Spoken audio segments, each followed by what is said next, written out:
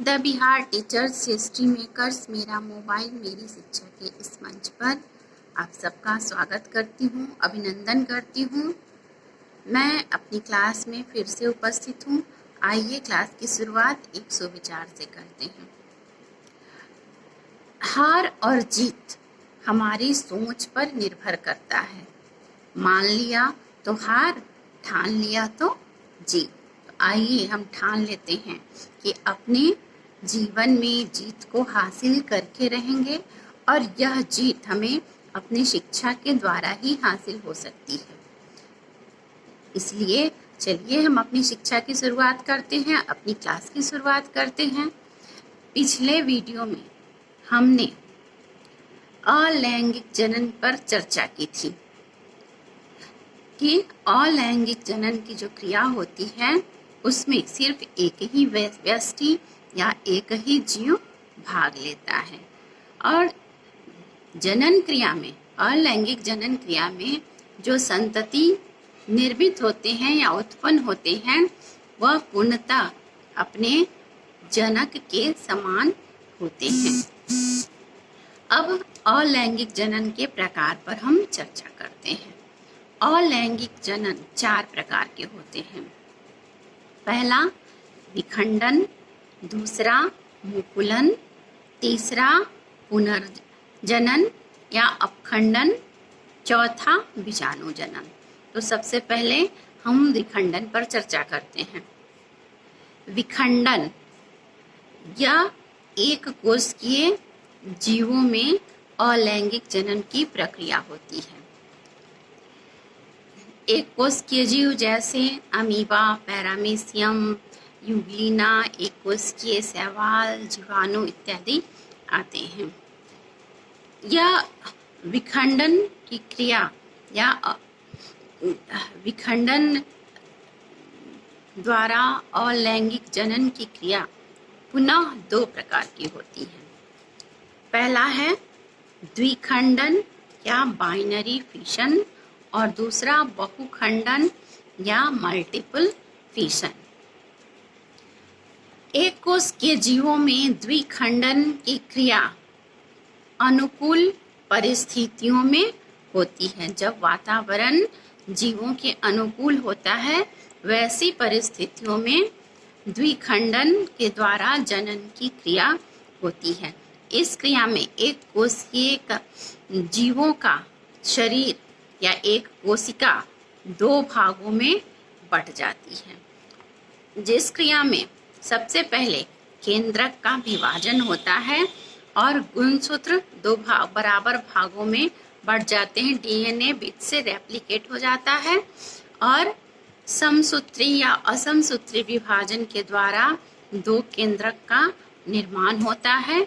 फिर साइटोप्लाज्म या कोशिका द्रव्य का विभाजन होता है और एक जीव से 2 जीवों का निर्माण होता है। इस चित्र में हम अमीबा में द्विखंडन की क्रिया को देख सकते हैं। यह अमीबा है। इसमें सबसे पहले केंद्रक का विभाजन शुरू होता है और केंद्रक 2 भागों में बढ़ जाता है। फिर साइटोप्लाज्म बढ़ता है और 2 संतति कोशिका यानी 2 अमीबा का निर्माण होता है। यह क्रिया बाइनरी फिशन या द्विखंडन कहलाती है। अब विखंडन का दूसरा प्रकार है बहुखंडन या मल्टीपल फिशन।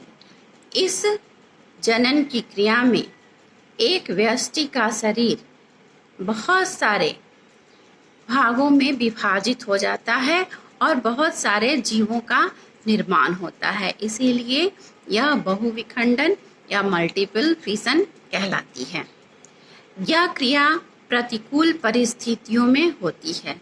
इसमें एक कोशिकीय जो जीव हैं उसके चारों ओर एक मोटी दीवार जिसको सिस्ट या पुटी कहते हैं उसका निर्माण हो जाता है। उस जीव के चारों ओर एक सिस्ट का, जिसकी दीवार काफी मोटी होती है, सिस्ट का निर्माण हो जाता है और जीव उसी के अंदर बंद हो जाता है। फिर उसकी उसके जो केंद्रक होते हैं उसमें विभाजन होता है और केंद्रक अनेक बार विभाजित होकर बहुत सारे केंद्रकों का निर्माण करता है। प्रत्येक केंद्रक अपने चारों तरफ थोड़ा थोड़ा कोशिका द्रव्य और साइटोप्लाज्म ले लेता है और फिर धीरे धीरे सभी साइटोप्लाज्म के चारों ओर कोशिका झिल्ली का निर्माण हो जाता है। जब परिस्थितियां अनुकूल होती हैं तब यह सिस्ट फट जाता है और इससे सारे जो संतति हैं वे बाहर निकल जाते हैं और अनुकूल परिस्थितियों को पाकर उसमें विकसित होते हैं और नए जीव का निर्माण करते हैं। बहुखंडन को हम इस चित्र के मदद से देख सकते हैं। अमीबा के चारों तरफ एक सिस्ट का निर्माण हो जाता है और इस सिस्ट के अंदर केंद्रक विभाजित हो जाता है। फिर केंद्रक झिल्ली टूट जाती है और प्रत्येक केंद्रक जो है वह अपने चारों तरफ साइटोप्लाज्म ले लेता है। फिर यह बाहर, जब यह पुटी सिस्ट टूट जाती है अनुकूल परिस्थितियों में, तो ये सारे जीव बाहर आ जाते हैं और ये विकसित होकर नए जीव का निर्माण करते हैं। विखंडन के द्वारा उत्पन्न जीवों को अनुजात कहते हैं। इस विखंडन की क्रिया में जो जनक जीव हैं उसका शरीर पूर्णतः खत्म हो जाता है, नष्ट हो जाता है और नए जीवों का निर्माण होता है। आज के लिए बस इतना ही, फिर मिलते हैं अगले वीडियो में। धन्यवाद।